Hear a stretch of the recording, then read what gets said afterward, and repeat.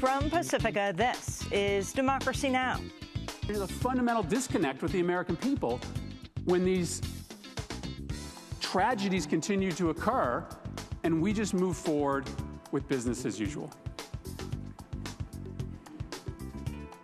And so I'm going to remain on this floor until we get some signal, some sign that we can come together on these two measures, that we can get a path forward. Senate Democrats, led by Senator Chris Murphy of Connecticut, have wrapped up a nearly 15-hour filibuster calling for stricter gun control in the wake of the Orlando massacre. But what exactly was agreed to? We'll get the latest. Then to the presidential race. I'm Donald Trump. I wrote The Art of the Deal.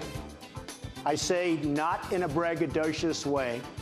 I've made billions and billions of dollars dealing with people all over the world, and I want to put whatever that talent is to work for this country. Today, we look at Donald Trump, the businessman, in a series of new investigative articles that expose Trump's shady business dealings in Atlantic City, his failure to pay hundreds of former employees and contractors, and a new report from a Pulitzer Prize-winning journalist that Trump didn't even pay his taxes. All that and more coming up.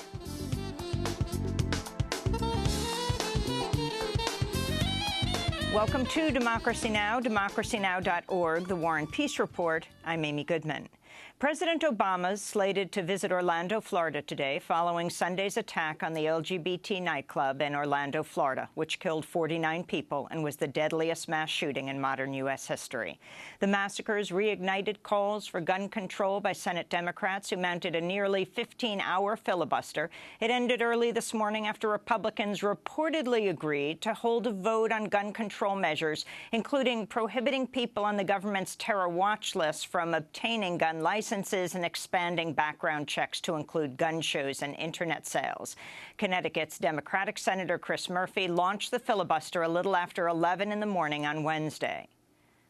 I'm at my wit's end.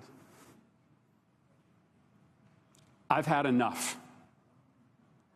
I've had enough of the ongoing slaughter of innocents, and I've had enough of inaction in this body. And so I'm going to remain on this floor until we get some signal, some sign that we can come together on these two measures, that we can get a path forward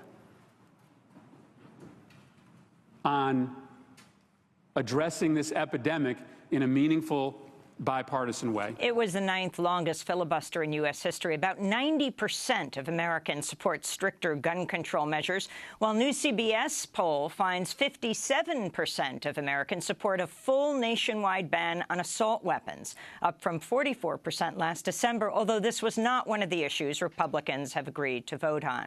We'll have more on the filibuster after headlines. Presumptive Republican presidential nominee Donald Trump has said he'll meet with the National Rifle Association today to discuss gun control measures to prohibit people on terror watch lists from purchasing firearms. The NRA has endorsed Trump. Meanwhile, Donald Trump reiterated his call for bans on Muslim immigration and called for increased surveillance of Muslim communities, including at mosques. He spoke at a news conference in Atlanta, Georgia, Wednesday. We have to stop, on a temporary basis, at least, but we have to stop people from pouring into our country. We have to stop it. Until we find out what the hell is going on. And we have to go and we have to maybe check respectfully the mosques, and we have to check other places. A new CBS News poll finds the majority of Americans disapprove of Trump's response to the mass shooting in Orlando. During Trump's speech in Atlanta, members of the press corps symbolically saved seats for the Washington Post reporters who'd been banned by Trump from covering his events. Trump has also banned BuzzFeed, the Huffington Post, the Daily Beast, the Des Moines Register, the Union Leader, Univision, and Fusion. Meanwhile, government agencies are refusing to release public records about Sunday's massacre in Orlando, Florida. Multiple media sources have reported shooter Omar Mateen called 911 during the time of the assault and declared his allegiance to ISIS. But Orlando is refusing to release any 911 calls. Other agencies are refusing to release documents about Mateen's security guard license and records from Mateen's stint as a corrections officer. Barbara Peterson of the First Amendment Foundation said, quote, "They are trying to control the stream of information. They're trying to control what people know," end quote. This comes as a federal grand jury is reportedly considering whether to indict Omar Mateen's wife, Noor Salman, on criminal charges related to the attack. Multiple news outlets citing unnamed sources have reported she knew about the planned attack ahead of time and even drove Mateen to the Pulse Club one night. But other reporters have cast doubt on these claims. Sam Husseini of the Institute for Public Accuracy reports one of Noor Salman's close friends says Salman is saying she knew nothing of her husband's plans and never drove her husband to the club. Husseini writes, quote, "She is apparently telling people around her that virtually everything you're hearing about her is a lie," end quote. Meanwhile, The Intercept's reporting an Orlando-based imam named Marcus Dwayne Robertson has received a slew of death threats after Fox News inaccurately reported Robertson had been arrested for alleged connections to Omar Mateen. Fox cited anonymous government officials claiming Mateen had been radicalized through Robertson's online seminary. But Robertson had not been arrested, and Mateen was never a student of Robertson's seminary. In fact, the two never had any contact. Robertson told The Intercept, quote, "Some members of the media decided to start pushing their own narrative in order to build this mentality that it's trying to foment hatred and blame us for these terrible acts. They've put our lives in danger," he said. A video of Utah's Republican Lieutenant Governor Spencer Cox has gone viral after he apologized to the LGBTQ community for his own homophobia during a vigil in Salt Lake City Monday. "I went to a small rural high school. There were some kids in my class that were different than me, and sometimes I wasn't kind to them. I didn't know it at the time, but I know now that they were gay. I regret not treating them with the kindness, dignity, and respect, the love that they deserved. For that, I sincerely and humbly apologize." And I'm speaking now to the straight community. How did you feel when you heard that 49 people had been gunned down by a self-proclaimed terrorist? That's the easy question. Here's the hard one. Did that feeling change when you found out that the shooting was at a gay bar at 2 a.m. in the morning? If that feeling changed, then we're doing something wrong. From the campaign trail, a single hacker using the name Guccifer 2.0 has claimed responsibility for hacking into the Democratic National Committee's computer network and obtaining a trove of donor information and a 200-page anti-Trump playbook. The DNC had previously blamed the attack on the Russian government. On Wednesday, the hacker leaked the Donald Trump report, which was created in December 2015 by Democratic strategist Warren Flood. The playbook highlights the DNC's strategies to take down Trump, which include focusing on how Trump is a, quote, misogynist in chief and a, quote, bad businessman. Well, for more on Donald Trump's business practices, we'll be joined later in the broadcast by a roundtable of award-winning reporters from the New York Times, USA Today, and the Daily Beast. In more news from the 2016 election, the ACLU has sued the city of Cleveland over restrictions on free speech Cleveland officials are planning to impose during the Republican National Convention in July. Cleveland has demarcated a 3.3-square-mile event area in downtown Cleveland that will be subject to broad restrictions during the convention, including banning everyday items like umbrellas with metal tips, glass bottles, canned goods, large backpacks, and sleeping bags. The lawsuit argues the bans of such items are arbitrary and will criminalize the homeless community. The city has also delayed issuing permits for marches and parades for months, making it difficult to organize protests. In news from the U.S. war in Afghanistan, U.S. Defense Secretary Ash Carter has reportedly told NATO the U.S. is again reconsidering the proposed withdrawal of U.S. forces. The U.S. currently has 9,800 U.S. troops in Afghanistan. The current plan is to reduce the number to 5,500 by the end of the year. Carter's comments Wednesday come as NATO countries agreed to extend the mission in Afghanistan through 2017 and to keep the network of bases across Afghanistan in place. Tens of thousands of Palestinians living in the Israeli-occupied West Bank are without access to safe drinking water during the holy month of Ramadan, after Israel's national water company began siphoning off water supplies to multiple West Bank cities and villages. Meanwhile, European Union officials are warning 95% of the water in the Israeli-occupied Gaza Strip is currently not fit for human use. This comes as U.S. officials announce breakthroughs in talks over increased U.S. military funding to Israel. While visiting Israel for the talks, U.S. Deputy Secretary of State Antony Blinken spoke out.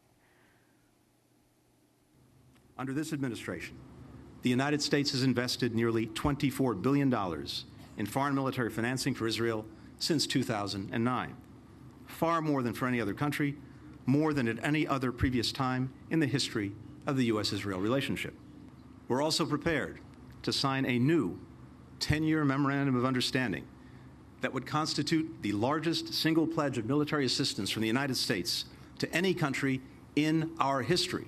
U.S. Deputy Secretary of State Antony Blinken also said U.S. military funding to Israel currently amounts to $8.5 million every single day. A new report by the Netherlands-based peace organization PAX accuses 150 financial institutions, including U.S. banking giants J.P. Morgan Chase and Bank of America, of investing billions of dollars in companies manufacturing internationally banned cluster bombs. The weapons contain bomblets which fan out over a wide area and often fail to explode until civilians pick them up later. In Florida, divers have found the body of a 2-year-old boy following an alligator attack at Disney's theme park just outside Orlando, Florida. Toddler Lane Graves of Nebraska was attacked and dragged away from his family on the shores of a man-made lake on Tuesday night. Disney has closed the beaches at its Florida resorts in the wake of the attack. In Oakland, California, a second police chief has been ousted in less than a week amidst a massive scandal in which multiple Oakland police officers are facing allegations of statutory rape and human trafficking after allegedly having sex with an underage girl who was working as a sex worker.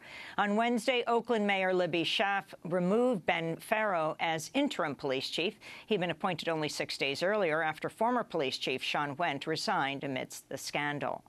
And today marks the 50th anniversary of Stokely Carmichael's historic Black Power speech in Greenwood, Mississippi, June 16, 1966.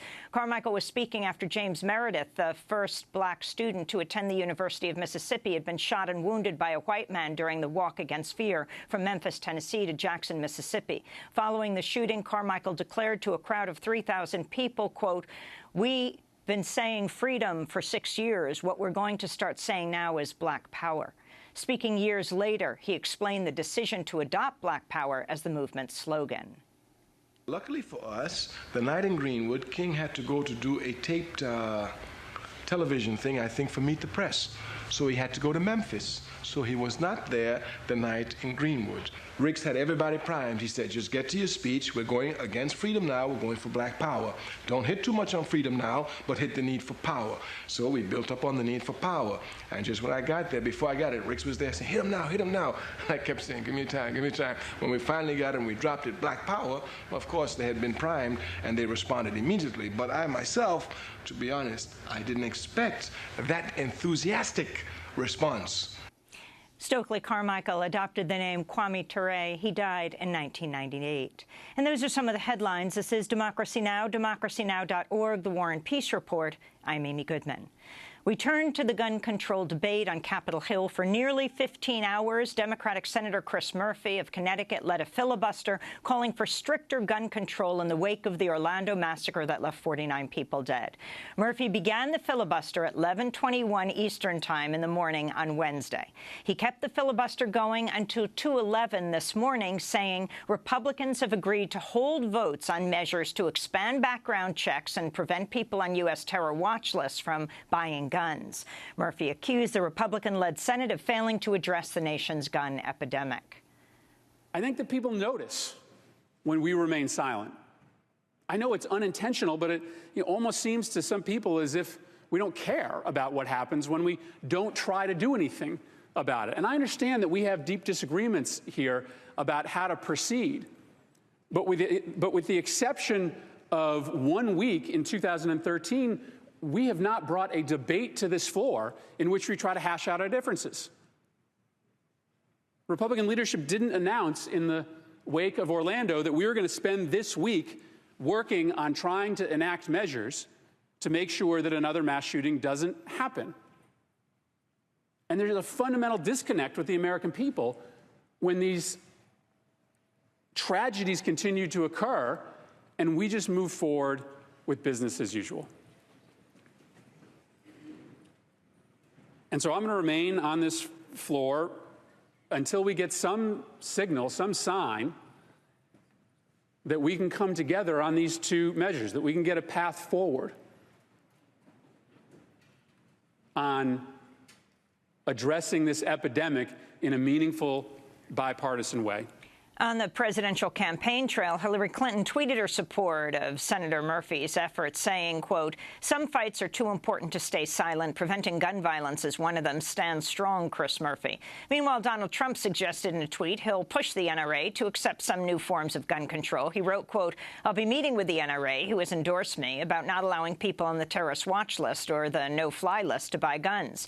Meanwhile, the cover of today's Boston Globe features a large photo of a military-style AR-15 next to just 3 words, "Make it stop." For more, we're joined by Carolyn Fredrickson, president of the American Constitution Society for Law and Policy. Welcome to Democracy Now! You're in Washington, D.C., where the 9th longest filibuster in U.S. history took place on the floor of the Senate. Can you talk about what was accomplished? Well, sure. I think, it's pretty important to recognize that the Republican leadership has been unwilling to even discuss the most limited, basic, commonsensical restrictions on access to guns. And after this historic filibuster, they have agreed to allow votes to go forward on a couple, again, we could be asking for a lot more, but these are some basic measures that the Senate will move forward to a vote on. At least the American people can get these senators on the record. So talk about this. One of them is no-fly, no-buy. Explain what that is. Well, essentially the idea is that we have these terrorist watch lists in the United States where the government has determined that people are perhaps terrorists or associated with terrorists, and they're dangerous. And the no-fly list prevents them from getting on an airplane, and the no-buy list would extend that to the purchase of guns and saying, as we might think, another common-sense measure, that if you're thought to be a terrorist and we won't let you fly, we should probably not let you buy a gun. There's something very interesting that happened with the Republicans yesterday on this issue, because the Republicans have been so opposed, along with the NRA, to any kind of regulation. They find themselves on the side of the terror watch list, saying that there should be a way people can get off it, which is very interesting. And I think a lot of people would agree with that. What happens when you're put on this list and you have no recourse? They're calling for this now because they're saying if people can't get off it, they can't buy guns. So explain what they're pushing for. Well, and I think all of us who care about civil liberties should want to make sure that those lists are fairly come to and that there's a process for getting off if there's a mistake. I know the ACLU, where I used to work, has long pushed for that. So I think that's important. But the idea is what we need is a process that can recognize and deal with mistakes, but not put up a false effort to simply derail what the Democrats are trying to do, which is what I'm very afraid the NRA and the Republican leadership is aiming for here. Explain. Well, the best way to get something off the public stage is to set up meetings and to say there's going to be a dialogue and a discussion and take a long time to finally reach the end, which is that you can't get to an agreement. So I'm somewhat skeptical. But I do think the Democrats should be pushing as hard as they can. And, the filibuster was an important tool to bring people to the table. And I think Senator Murphy was right not to back down simply because some Republicans said that they were discussing a possible compromise with Senator Feinstein. At the end of the day, that compromise discussion fell apart. And so Senator Murphy was right to keep to the floor. And I think the Democrats have to be skeptical and continue to use these tools in order to make sure that any agreement is one that actually has teeth. California Democratic Senator Dianne Feinstein has released new statistics showing more than 90% of known or suspected terrorists who've attempted to buy a gun since 2004 have passed a background check and been cleared to do so. The data from the Government Accountability Office shows between 2004 and 2015, nearly 2,500 people on the watch list applied to purchase weapons. 2,300 of them were approved. Last year, individuals on the terrorist watch list were involved in background checks to purchase firearms 244 times. Only 21 of those were denied. Carolyn Fredrickson. Well, you know, I think it shows we have a problem here. I know the FBI itself is talking about better ways to raise those warning signals up. But, you know, really, I'm sorry, but if you can get on an airplane or you can't get on an airplane, you really should not be able to buy a gun. And you shouldn't be able to buy an automatic weapon of the kind that was used in Orlando. We could avert that tragedy. Now, talk about an assault weapons ban. What's amazing is CBS just did a poll that said more than half the country is for an assault weapons ban. This week, we did an interview with one of the leading activists from Australia after the Tasmanian massacre 20 years ago this spring. A gun-loving country, Australia, with all the crocodile Dundees, turned around in 10 days. In fact, the guys on the horseback, the crocodile Dundees, all said you're a wimp to need an automatic weapon to kill animals. They turned that around completely and enforced strict gun reform. And since that time, 20 years ago, there has never been a mass shooting in Australia. Gun violence down 50%. But it seemed off the table yesterday, even for the Democrats. Well, you know, it's a real shame because I think, you know, one of the things we need to bring to the table in the discussions about gun violence in the United States is data. And the data you just cited about the ability to prevent mass shootings by getting rid of or making it impossible for average citizens to buy such a dangerous weapon, a military-style weapon, you know, it speaks for itself. We should be gathering data like that. We should be having an actual reasonable conversation about what measures can be taken. That doesn't deny hunters the ability to go out. As you said, you know, I think real hunters don't want to shoot down animals with automatic machine guns, and they actually, you know, we're not talking about restricting gun hunting rifles. But really, let's look at what's out there, where these mass shootings, you know, what are the weapons that are being used? And you know, I think if people could just be reasonable and sit around a table, we could come up with some appropriate regulations that would continue to allow people to exercise their Second Amendment rights, but not enable dangerous people who want to engage in mass murder to go out and buy these guns without any restrictions. We've spent a lot of time talking about the terror watch list, but what about overall in society? I mean, when you have, for example, the young man in Connecticut who gunned down the 20 school children and 6 staff and teachers in Sandy Hook. When you have the young man who killed people at the Aurora movie theater in Colorado. These are not people who would traditionally put on a terror watch list. But these are people who are extremely unstable, had various ways where people could see that they were, and also the issue of domestic violence, which was one raised on the floor of the Senate yesterday. But that so often in these cases, you can trace back to a man who beat his wife or partner, as is the case with Omar Mateen, his first wife leaving him after 4 months. Well, Amy, you know, raise a good point. I think, you know, this isn't a one-size-fits-all answer. But there are a variety of proposals that have been suggested. And, you know, even as we go back to the assault weapons ban, something that has been law in the past. We lived under that law. It's constitutional, most likely, even under this Supreme Court's most restrictive version of the Heller decision. But so, you know, there are a lot of limits that are constitutional that we can consider, and certainly expanding background checks, enforcing them. President Obama has proposed tightening up some of the existing loopholes that would ensure that people who are engaged in domestic violence, that would extend to people who are not in a married relationship, but to others, people with serious mental illnesses and other dangerous individuals would be barred from getting a gun. I think we can all agree that makes a lot of sense. And in the case of the AR-15, which is the mass shooter's weapon of choice, whether it's Adam Lanza in Connecticut, and of course that's where Chris Murphy comes out of.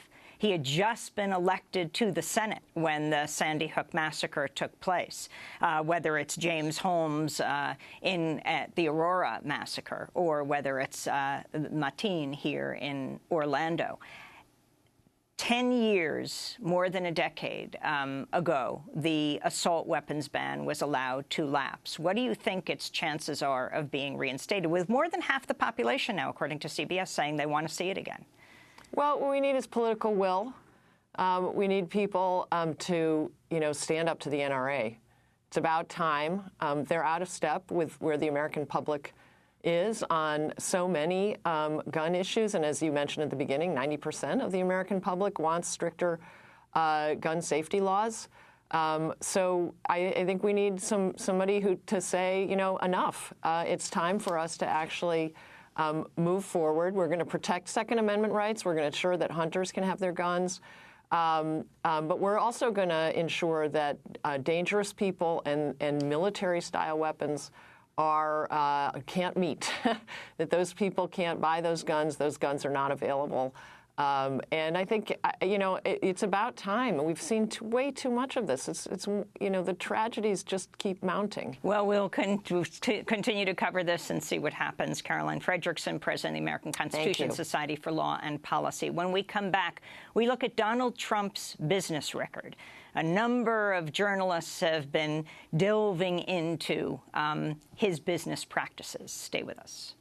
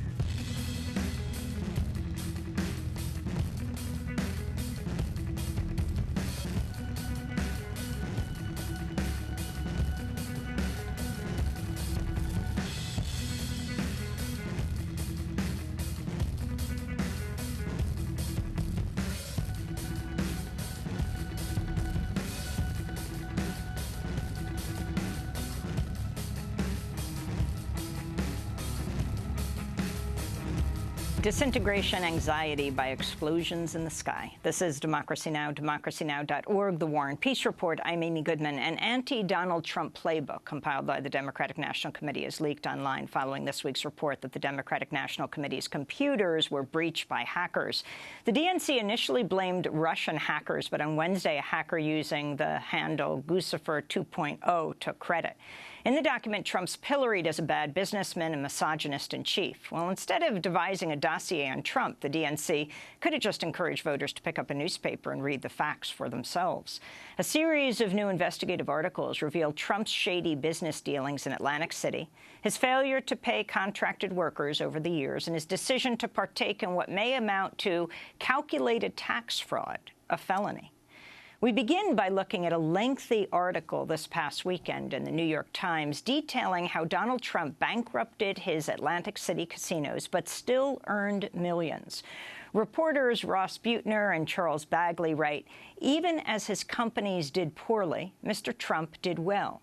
He put up little of his own money, shifted personal debts to the casinos and collected millions of dollars in salary, bonuses, and other payments. The burden of his failures fell on investors and others who would bet on his business acumen. Their new article is headlined, How Donald Trump Bankrupted His Atlantic City Casinos But Still Earned Millions. Ross Buettner and Charles Bagley, welcome to Democracy Now! Russ, let's begin with you. Talk about what you were most surprised by in this piece, how Trump profited on failed casinos. It's a good question. I think the most surprising thing to me was the pattern that just repeated over and over again, which is him buying high, mortgaging even higher, and then promising that everything was going to be wonderful. And the inevitable happens that they run out of cash. The casinos can't support the debt that he's put on them. He's able to get his investors to take a haircut, a big cut in the money they have coming, and then the pattern starts all over again. And that repeated itself 4 times and probably would have 5th, except for the investors that finally had it with him by about 2010. What do you mean 4 times? 4 times bankruptcy? 4 times bankruptcy, yes. Which is very interesting because many who support Donald Trump, you know, people out on the road who go to his rallies, talk about just this country needing jobs and that we need a businessman to run this country correctly. That's exactly right. That is the central core of his candidacy. Charles, tell us the story of the empire that Donald Trump assembled in Atlantic City. Lay out the whole boardwalk geography. Sure. Voters in New Jersey approved gambling in Atlantic City in the late 70s. So you saw the development of a bunch of casinos down there. Donald Trump came in the second wave. And so in 1982, he got licensed. He saw an opportunity. And he piggybacked on other people's efforts there. So he had a great location. He had a piece of land right next to on the boardwalk next to the convention center. But he didn't have the money to actually erect a casino, so along came Harrah's, and they agreed to put up the money for the building, to pay him a construction management fee, and to let him have half the profits. So that was his first casino. The second casino, Hilton, had just about completed a casino in the Marina District. They couldn't get licensed. Donald bought it. It was directly across from his patron's casino, a Harrah's casino, and they were outraged about this. So that partnership ended. Donald now has 2 casinos. All of this was bought with debt. There wasn't a lot of money that Donald was putting into the properties. So then he's no sooner done acquiring 2 when Resorts International, which was the first company to build a casino, is now building what they say will be the biggest casino in the world. The chairman died. Donald made a play for the company, got into a fight with Merv Griffin, the talk show host, and they ended up splitting the baby. So he got the Taj Mahal. He told regulators, "Don't worry, I'm gonna do fine here. I hate junk bond debt. It makes for junk companies." But then 5 minutes later, he turned around and put $675 million of more debt, high interest debt, on the properties. So here he is now with 3 casinos by 1990. He had Trump Taj Mahal. Trump Taj Mahal, and they're all competing with each other. So Trump Taj Mahal opens, it's siphoning off ultimately that year $58 million from his other 2 casinos. It was a fatal amount of debt that was there. In fact, the Casino Control Commission was appalled at the high levels of debt. $3.4 billion on his entire empire at that point. So how, Russ, did he make money?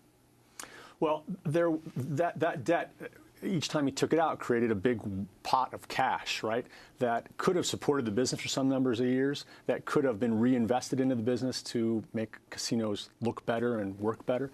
Instead, what seems to happen is it supported a bottom line that was lagging, and then he pulled out large fees throughout the course of the thing, $1 million a year basically for them using his name. That rose to $2 million a year later on. He charged the casinos $300,000 a year for occasional use of his jet.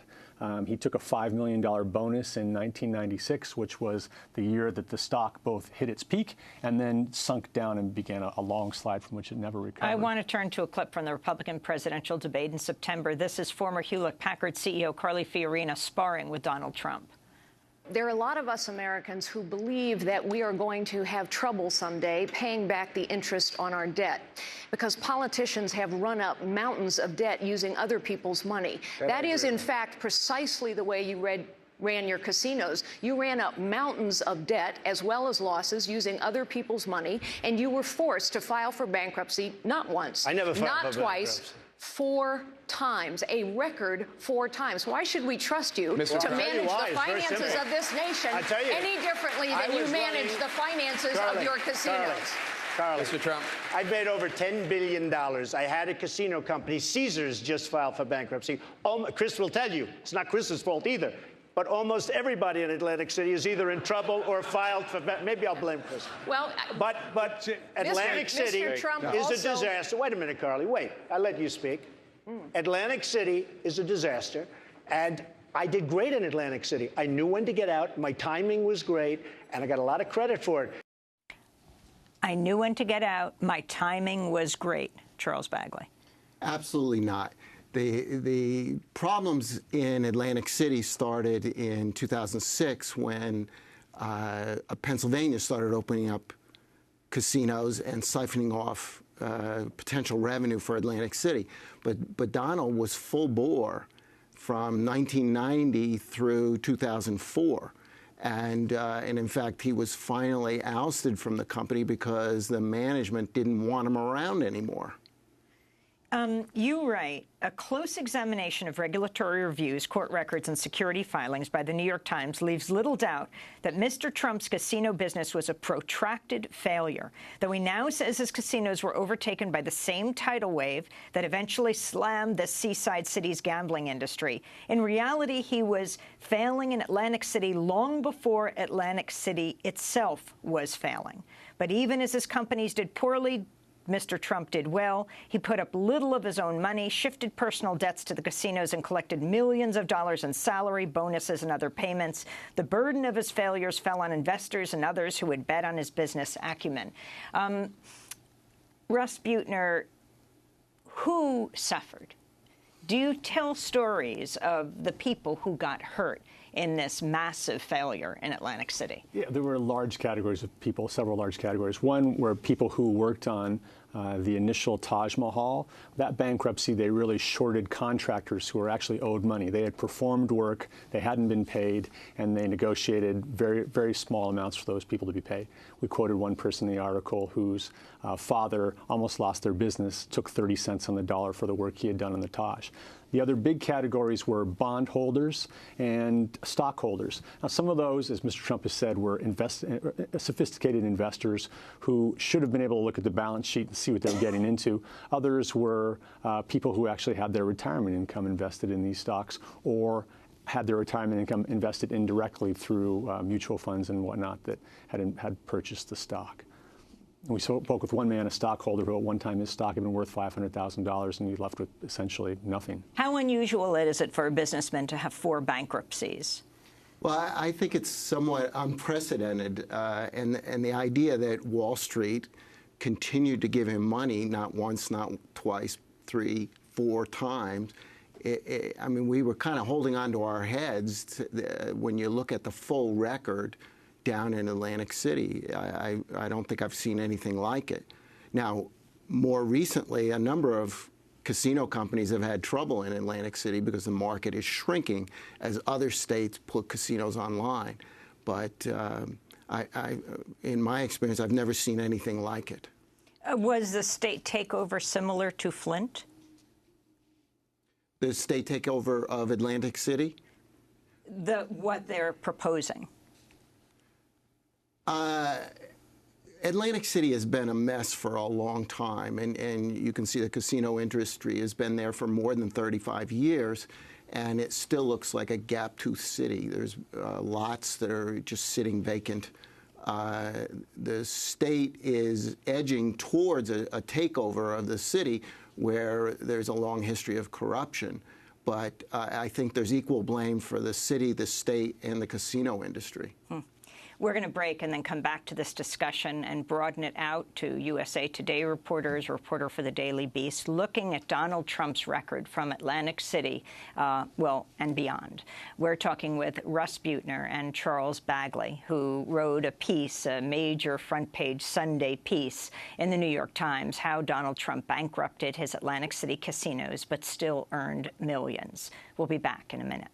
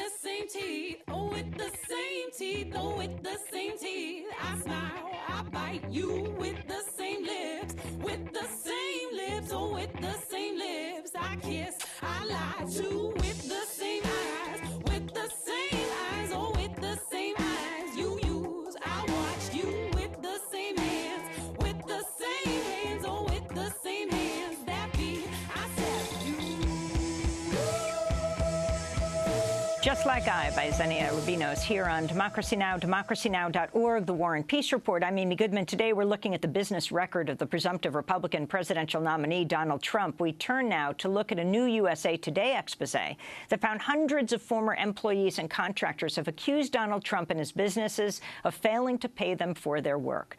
Victims have included a dishwasher in Florida, a glass company in New Jersey, a carpet company, a plumber, 48 waiters, dozens of bartenders at his resorts and clubs, and even several law firms that once represented him in these labor lawsuits. Joining us from New Orleans is Steve Riley, an investigative reporter and data specialist for the USA Today network. His new exclusive is headlined, "Hundreds Allege Donald Trump Doesn't Pay His Bills." Steve Riley, welcome to Democracy Now! Explain, what evidence do you have for that? Tell us these individual stories. Right. So just the broader context, USA Today started by gathering the history of litigation involving Donald Trump and his companies, more than 3,500 lawsuits which involved Trump or his companies over the past several decades. And so our most recent article, we looked within that body of litigation at lawsuits involving allegations of non-payment against Donald Trump's companies, and specifically more than 60 lawsuits, along with hundreds of other mechanics liens, judgments, other filings, which indicate there are allegations Donald Trump hasn't paid contractors, workers, employees for their services. So I can talk about specific examples. The article discusses the Friel Cabinetry Company based out of Philadelphia, which did work on the casinos in Atlantic City in the 1980s. They built bases for slot machines, registration desks, and there was a dispute at the end of their work over about $83,000. And the allegation is that Donald Trump didn't pay the company for the work, which eventually contributed to the bankruptcy of that company, which employed about 20 workers in the 1980s. Well, let's go to Paul Friel speaking to your paper, USA Today. We did some work for a company called Perini Corporation, who was a general contractor for a hotel called Harrah's at Trump Plaza. And Donald said, well, honestly, we owe you the money, and we are willing to let you be happy with what you've been paid on the contract, and or you can simply take support. Steve Riley, expand on that. Right. So the company decided that what they do is they have what's called a punch card approved by the general contractor. So the work was essentially approved, according to the gentleman who just spoke, Paul Friel.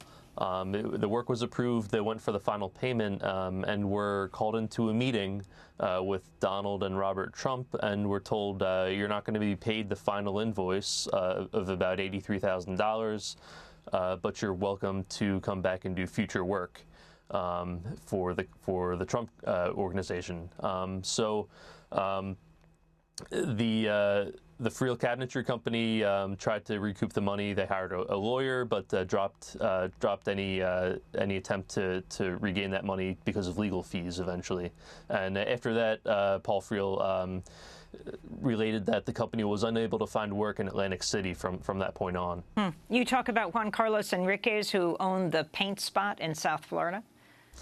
Right, that's another example of a company. This is a case that's still ongoing. The dispute is over paint work at the Doral Resort in Florida. There's a foreclosure proceeding, and there's a dispute over payment for the work there. That's still going on right now. And you also talk about Trump's companies having been cited for 24 violations of the Fair Labor Standards Act since 2005 for failing to pay overtime or minimum wage, according to the U.S. Department of Labor data. Can you talk about what you found there? Exactly. Those are since 2005 disputes over back wages and overtime and minimum wage, and Trump had to resolve those cases by paying back wages in both cases to some of his hourly employees at Trump Mortgage and one of his casinos. Steve Riley, I want to turn to audio of your interview with Donald Trump. You raised allegations by a dishwasher and other hourly employees who said they weren't paid fairly by Trump. I wanted to make sure I gave you a chance to respond to, as the article mentions, a couple allegations by, I believe, a dishwasher and a couple other hourly employees and some Department of Labor citations for violations of the Fair Labor Standards Act. And they seem to be over unpaid overtime. When is this? The U.S. Labor Department violations were in 2005 and 2008. 10 years ago. 10 years ago, Steve. I have thousands of employees, Steve. You're talking about a dishwasher from 10 years ago. I don't know, Steve. You don't sound like you're going to be very good to me, but that's okay. Hey, look, treat it fairly, Steve. I can't, how do you respond when a reporter from a newspaper that you respect calls up and talks about a dishwasher 10 years ago, said he didn't get paid or something happened? Right. Not fair reporting, Steve. Not fair reporting. I pay my bills on time. I'm proud to do it. I have one of the best records in the country for paying on time, Steve, okay? Okay, so your company doesn't have any systematic effort to, you don't systematically... We have a total systematic effort. We pay everybody what they're supposed to get paid, and we pay on time. And we employ thousands and thousands of people. And Steve Riley, I want to play one more excerpt of your interview with Donald Trump. We have some people here who said that you alleged they did shoddy work, and in response to that, your companies didn't pay them at all. If people do bad work, we have a contract. I actually pay on time and even ahead of schedule if people do good jobs. Now, Steve, if somebody does a bad job, then as far as I'm concerned, they violated their trust and their contract. You understand. But I pay my bills on time. I'm very proud of it. I've always paid I'm a believer in it. Steve Riley, your response, that again, Donald Trump being interviewed by you for USA Today. Well, we heard Mr. Trump's response to some of these cases. He is of the, he argued that, any case where he didn't make full payment or his companies didn't make full payment for work is a case where the work was late or incomplete or shoddy. That does contradict some of the allegations that we reviewed, especially the Friel's story that they were invited to come back and do future work. That type of story was related by a couple other contractors as well. And also, regarding the U.S. Department of Labor violations, you heard, Mr. Trump didn't directly speak to those. He feels, it was 10 years ago, which is true. But we didn't get a full, response as to his feelings about, those late payments to hourly employees. And as you write with your reporting coinciding with the New York Times reporters we were just talking to at Trump's Taj Mahal Casino in Atlantic City, records released by the New Jersey Casino Control Commission in 1990 show at least 253 subcontractors weren't paid in full or on time, including workers who installed walls, chandeliers, plumbing. Was this also what you both found, Russ and Charles? Sure. I mean, there was, I think, $100 million worth of claims at the Taj Mahal in 1990, 91. How much? I think it was about $100 million. And it created a huge turmoil in the community in Atlantic City because a lot of these were small businesses. So when you don't get $83,000, and then you have to go to hire a lawyer to fight for it, you can bankrupt a small business. What was Donald Trump's response to your article? Russ? He didn't question any of the points we made, that he saddled it with debt, that he pulled a lot of money out, and that his revenue lagged behind other casinos, nor that he shifted his personal debt onto the shareholders in his casinos. Some of the more specific things he said he didn't recall. The thing that he stressed over and over and over again that he wanted to make sure everyone who thought about this understood was that he personally made a lot of money from the casinos. And he wasn't too concerned with that other people might have not done well. Well, we're going to turn now to one of your former colleagues. We're going to turn to a new expose in the Daily Beast, headline, New Evidence Donald Trump Didn't Pay Taxes. The article published as Trump is refusing to release his tax records. Joining us from Rochester, New York City, is the Pulitzer Prize-winning reporter David Cay Johnston. He used to work at the New York Times, now reporting for the Daily Beast and other publications. David, what did you find? Well, Donald has done a very good job of trying to keep a number of things out of the public record and shut down investigations, but I found two tax appeals he filed from the year 1984, one with the city of New York and one with the state. And in one of these two cases, Donald filed something called a Schedule C. That's what a freelancer files. He reported zero income and $626,000 of expenses with no receipts and no documentation. That's something that could be construed as tax fraud. During the hearing, which lasted 2 days, the CPA and lawyer who had done Trump's tax returns for years was shown the tax return, and he said, well, that's my signature, but I didn't prepare that tax return. Now, it was a photocopy. And, of course, you can put a name on a document with a photocopy machine. My first big National Investigative Reporting Award was for just such a device used by a corrupt Michigan politician. And the Trump Organization didn't respond to any of my questions, the Trump campaign, about this. Donald was hit in one case with a 35% penalty, and in the other case, the 25% penalty was not applied only because nobody could find the original tax return, which I think suggests that a photocopy is what was mailed in the first place. It also shows in those two cases that in the year 1984, Donald paid no federal income taxes, and there's very good reason to think he doesn't pay them now because of a provision in federal law that allows large real estate professionals to live without paying income taxes. In May, on ABC's Good Morning America, Donald Trump fielded questions from George Stephanopoulos about his tax history. What is your tax rate? It's none of your business. You'll see it when I release. But I fight very hard to pay as little tax as possible. David Cay Johnston. Well, I think that tells you the way he snapped at the question that Donald has no intention of ever producing his tax returns. If he's elected president, he won't do so. So my column, I'm not a reporter now, I'm a columnist. My column showed how by adding one line to Section 6103 of the tax code, Congress could make public the returns of presidential candidates who appear on the ballots in many states. And back in the 1920s, tax returns were public record.